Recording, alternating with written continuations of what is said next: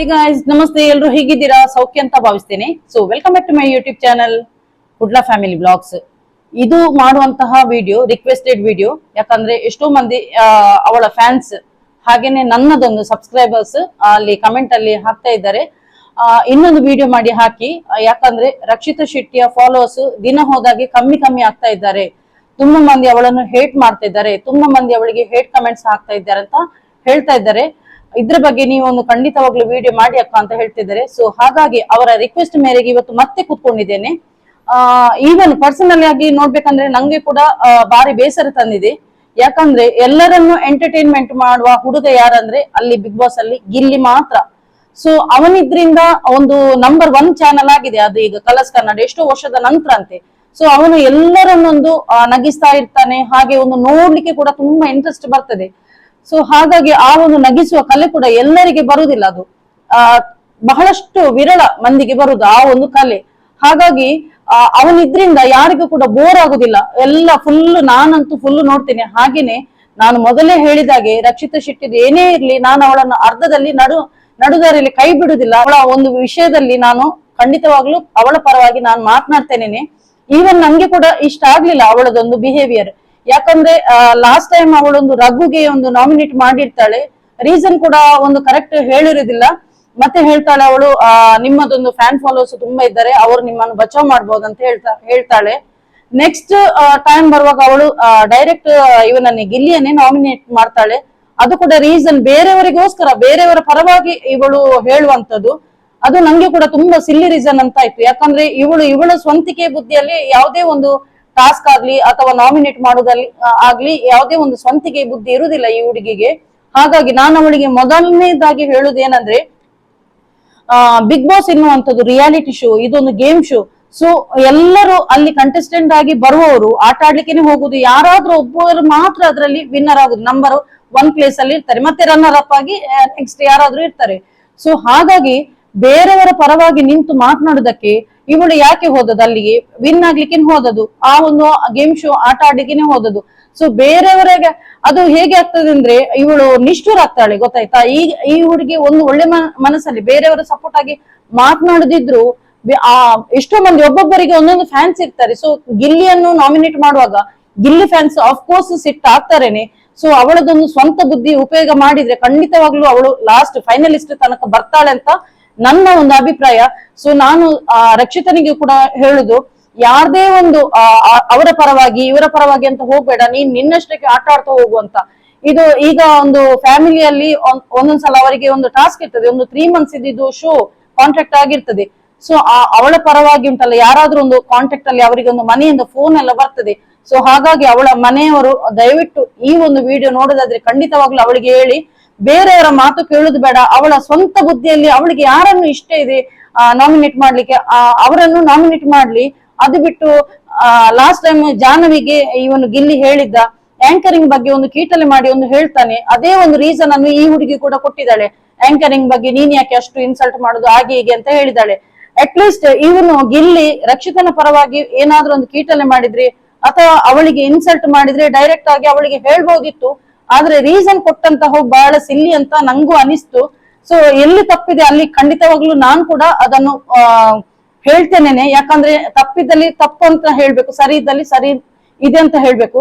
So ಹಾಗಾಗಿ ನಿನ್ನೆ ಒಂದು ಟಾಸ್ಕ್ ಅಲ್ಲಿ ಅವಳು ಕಾವ್ಯನ ಹತ್ರ ಜಗಳ ಮಾಡ್ತಾ ಇದ್ದಾಳೆ. ಅಲ್ಲಿ ಕೂಡ ಅವಳು ಹೇಳ್ತಾ ಇದ್ದಾಳೆ, ಸ್ಟ್ರಾಟಜಿ ತುಂಬಾ ಯೂಸ್ ಮಾಡ್ತೀಯಾ ನೀನ್, ಗಿಲ್ಲಿ ಜೊತೆ ಇದ್ರಿಂದ ನೀನು ಇಷ್ಟು ತನಕ ಬಂದಿದ್ಯಾ, ಗಿಲ್ಲಿದು ಇದು ಬಿಟ್ರೆ ನಿಮ್ಗೆ ಏನು ಇದಿಲ್ಲ ಹಾಗೆ ಹೀಗೆ ಅಂತ ಹೇಳ್ತಾಳೆ. ಮತ್ತೆ ಇನ್ನೊಂದೇನಂದ್ರೆ ಒಂದು ನಂಬರ್ಸ್ ಕೊಡ್ಲಿಕ್ಕೆ ಇರ್ತದೆ, ಆ ಒಂದು 4ನೇ ಪ್ಲೇಸ್ ಅಥವಾ 3ನೇ ಪ್ಲೇಸ್ ಅಲ್ಲಿ ಇರ್ಬೇಕಾಗ್ತದೆ ಅಂತ ಹೇಳಿ ಮತ್ತೆ ಜಗಳ ಮಾಡ್ತಾಳೆ.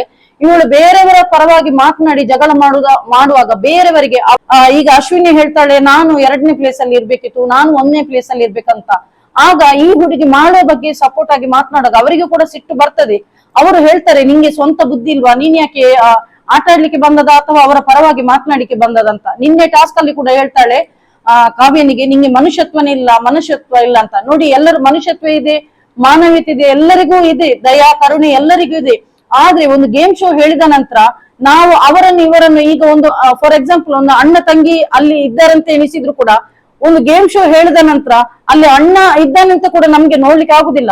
ಖಂಡಿತವಾಗ್ಲೂ ನಾವು ನಮ್ಮ ಪರವಾಗಿ ಮಾತನಾಡ್ಬೇಕು, ನಾವು ನಮ್ಮ ಪರವಾಗಿ ಆಟ ಆಡ್ಬೇಕು.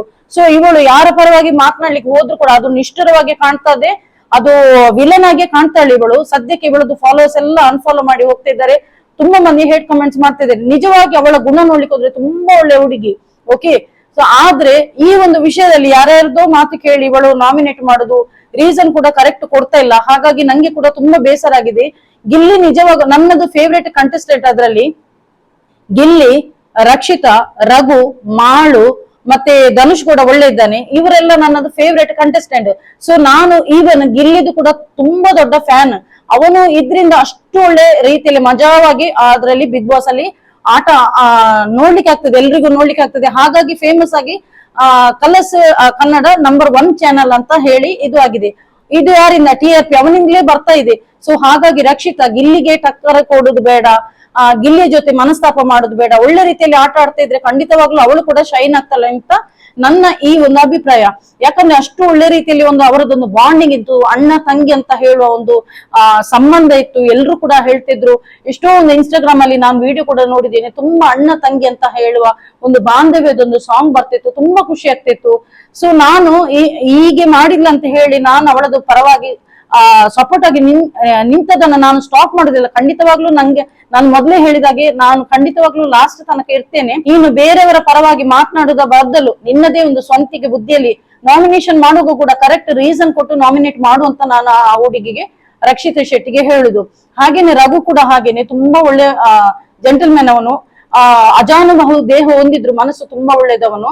ಅವನಿಗೂ ಗಿಲ್ಲಿಗೂ ಕೂಡ ಈಗ ಕ್ಲಾಶ್ ಆಗ್ತಾ ಉಂಟು. ಯಾಕಂದ್ರೆ ಅವನು ಗಿಲ್ಲಿ ಎಂಟರ್ಟೈನ್ಮೆಂಟ್ ಮಾಡ್ತಾ ಇದ್ರು, ಒಂದೊಂದ್ಸಲ ತುಂಬಾ ಇರಿಟೇಷನ್ ಮಾಡ್ತಾನೆ. ಯಾಕಂದ್ರೆ ತಮಾಷೆ ಮಾಡುವಲ್ಲಿ ಮಾಡ್ಬೇಕು, ಒಂದೊಂದ್ಸಲ ಅವನದು ವಿಪರೀತ ಆಗ್ತದೆ. ಅದು ಕೂಡ ಅವನು ಸ್ವಲ್ಪ ಕಮ್ಮಿ ಮಾಡಿದ್ರೆ ಖಂಡಿತವಾಗ್ಲೂ ಇವರದ್ದು ಬಾಂಡಿಂಗ್ ಒಳ್ಳೆ ರೀತಿಯಲ್ಲಿ ಇರ್ತದೆ, ಗಿಲ್ಲಿ ಮತ್ತೆ ರಘುದು.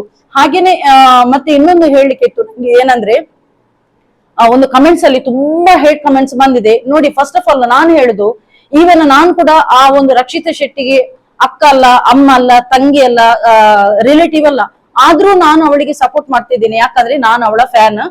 ಮತ್ತೆ ಆ ಒಂದು ಹುಡುಗಿಯ ಸಿಂಪ್ಲಿಸಿಟಿ, ಎಷ್ಟೇ ಒಂದು ಎತ್ತರಕ್ಕೆ ಏರಿದ್ರು ಅವಳಿಗೆ ಒಂದು ಆಟಿಟ್ಯೂಡ್ ಅಂತೆಲ್ಲ ಗತ್ತೆಲ್ಲ ಏನಿಲ್ಲ. ಹಾಗಾಗಿ ಅವಳ ಒಂದು ಸಿಂಪ್ಲಿಸಿಟಿ ಮತ್ತೆ ಒಂದು ಸ್ಪೆಷಲಿ ಅವಳು ನಮ್ಮ ಕರಾವಳಿಯ ಹುಡುಗಿ ಅಂತ ಹೇಳಿ ನಾವು ಅವಳ ಫ್ಯಾನ್ಸ್ ಆದ್ರಿಂದ ಅವಳಿಗೆ ಸಪೋರ್ಟ್ ಖಂಡಿತವಾಗ್ಲೂ ಮಾಡ್ತಾ ಇರ್ತೇವೆ. ಮತ್ತೆ ಕಂಟೆಂಟ್ ಕ್ರಿಯೇಟರ್, ಯೂಟ್ಯೂಬರ್ ಹೇಳಿದ ನಂತರ ನಾವು ಸೋಷಿಯಲ್ ಮೀಡಿಯಾದಲ್ಲಿ ಒಳ್ಳೆದು ಹೇಳ್ತೇವೆ, ಕೆಟ್ಟದ್ದು ಹೇಳ್ತೇವೆ. ನಮ್ಮದು ಕರ್ತವ್ಯ ಏನಂದ್ರೆ ನಾವು ಏನಿದೆ ಅದನ್ನು ಪಾರದರ್ಶಕವಾಗಿ ಹೇಳುವಂತಹ ಒಂದು ಕೆಲಸ ನಮ್ಮದು. ಸೊ ಹಾಗಾಗಿ ನೀವು ಪರ್ಸನಲಿ ಆಗಿ ಬಂದು ಇಲ್ಲಿ ಹೇಟ್ ಕಮೆಂಟ್ಸ್ ಮಾಡಿ ನೀವೇ ಜಗಳ ಮಾಡ್ತಾ ಹೋಗ್ಬೇಡಿ. ಯಾಕಂದ್ರೆ ಇದು ನೋಡಿ, ಈ ಒಂದು ಬಿಗ್ ಬಾಸ್ ಅಲ್ಲಿ ವಿನ್ ಆದ ನಂತರ ಅವರೇ ಒಂದು ದೊಡ್ಡ ಸೆಲೆಬ್ರಿಟಿ ಆಗುದು. ಅವರಿಗೆ ಎಷ್ಟೋ ಒಂದು ಪ್ರಮೋಷನ್ಸ್ ಕಂಪನಿ ಅವರಿಗೆ ಆಡ್ ಗೆ ಬರ್ತದೆ. ಮತ್ತೆ ಅವರು ಎಷ್ಟೋ ಒಂದು ಒಳಗಡೆ ಬಿಗ್ ಬಾಸ್ ಒಳಗಡೆ ಜಗಳ ಮಾಡ್ತಿದ್ರು, ಮತ್ತೆ ಒಂದಾಗ್ತಾರೆ ಖಂಡಿತ. ಯಾಕಂದ್ರೆ ಇದೊಂದು ರಿಯಾಲಿಟಿ ಶೋ, ಇದು ಗೇಮ್ ಶೋ. ಹಾಗಾಗಿ ಅವರೊಟ್ಟಿಗೆ ಆಗ್ತಾರೆ. ಆದ್ರೆ ನೀವು ಜಗಳ ಮಾಡುವಂತವರು ನಿಮ್ಮದೊಂದು ಕೆಟ್ಟ ಪದ ಬಳಕೆ ಮಾಡಿ ಇಲ್ಲಿ ಕೆಟ್ಟದನ್ನೆಲ್ಲ ಹೇಟ್ ಕಮೆಂಟ್ಸ್ ಹಾಕಿದ್ರೆ ನಿಮ್ಮದೇ ಮರ್ಯಾದೆ ಹೋಗುದಲ್ಲದೆ ಬೇರೆ ಯಾರದಲ್ಲ. ಯಾರಿಗೋಸ್ಕರ ನೀವು ನಿಮ್ಮ ನಾಲಿಗೆಯನ್ನು ಯಾಕೆ ಹೊಲಸು ಮಾಡ್ತೀರಿ ಅಷ್ಟು ನಾನು ಹೇಳುದು. ಯಾರೋ ಒಬ್ಬ ನಂಗೆ ಒಂದು ಕೆಟ್ಟದಾಗಿ ಪದ ಬಳಕೆ ಮಾಡಿದ್ದ, ಅದ್ರ ನಂತರ ನಾನು ಕೂಡ ಅಲ್ಲಿ ಆನ್ ಸ್ಪಾಟ್ ರಿಪ್ಲೈ ಮಾಡಿದ್ದೇನೆ. ಯಾಕಂದ್ರೆ ನಾನು ನೈಟ್ಗೆ ನೋಡಿದ ಕಮೆಂಟ್ಸ್, ನಂಗೆ ಅಷ್ಟು ಪುರ್ಸೊತ್ತಿರ್ಲಿಲ್ಲ. ಯಾಕಂದ್ರೆ ಕಂಟಿನ್ಯೂಸ್ಲಿ ಮೋರ್ ದೆನ್ 230 ಕಮೆಂಟ್ಸ್ ಬರ್ತಾ ಇತ್ತು. ನಾನು ಹಾಗಾಗಿ ನೈಟ್ ನೋಡುವಾಗ ಒಂದು ಕೆಟ್ಟ ಪದ ಬಳಕೆ ಮಾಡಿ ಯೂಸ್ ಮಾಡಿದ್ದಾನೆ. ಸೊ ಅವರ ಆ ಒಂದು ಪದ ಬಳಕೆಯಲ್ಲಿ ನಂಗೆ ಅರ್ಥ ಆದದ್ದು ಏನಂದ್ರೆ, ಇವನದು ಸಂಸ್ಕಾರ ಒಳ್ಳೇದಿಲ್ಲ. ಯಾಕಂದ್ರೆ ಮನೆಯೇ ಮೊದಲ ಪಾಠಶಾಲೆ ಅಂತೆ. ಸೊ ಮನೆಯಲ್ಲಿ ಯಾವ ರೀತಿ ಸಂಸ್ಕಾರ ಕಲಿಸಿ ಇರ್ತಾರೆ ಅದೇ ರೀತಿ ಮಕ್ಕಳಿಗೆ ಕೂಡ ಬುದ್ಧಿ ಬರುದು. ಮನೆಯಲ್ಲಿ ಸಂಸ್ಕಾರ ಒಳ್ಳೆದಿಲ್ಲದಿದ್ರೆ ಈ ಮಕ್ಕಳಿಗೆ ಕೂಡ ಅದೇ ರೀತಿಯ ಇದು. ಹೆಣ್ಣು ಮಕ್ಕಳಿಗೆ ಮೊದಲಾಗಿ ನೀವೊಂದು ರೆಸ್ಪೆಕ್ಟ್ ಕೊಡುವುದನ್ನ ಕಲಿಯಿರಿ, ಮರ್ಯಾದೆ ಕೊಡುವುದನ್ನು ಕಲಿಯಿರಿ. ನೀವು ಬೇರೆ ಹೆಂಗಸರಿಗೆನೆ ಇಷ್ಟೊಂದು ಕೆಟ್ಟದಾಗಿ ಕೀಳಾಗಿ ಒಂದು ಪದ ಬಳಕೆ ಮಾಡಿ ಕಮೆಂಟ್ ಹಾಕುವಾಗ ನಿಮ್ಮ ತಾಯಿಯನ್ನು ಯಾವ ರೀತಿಯಲ್ಲಿ ನೀವು ಬಿಹೇವಿಯರ್ ಮಾಡಿ ವರ್ತನೆ ಮಾಡಿರ್ಬಹುದಂತ ಜಸ್ಟ್ ಒಂದು ನಿಮ್ಮ ಕಮೆಂಟ್ಸ್ ಅಲ್ಲಿ ಗೊತ್ತಾಗ್ತದೆ. ಹಾಗೇನೆ ಇನ್ನೊಂದು ಹೆಂಗಸು ಹೇಳಿದ್ದು, ದೇಶ ಸೇವೆ ಮಾಡಮ್ಮ ಅಂತ ಹೇಳಿತು.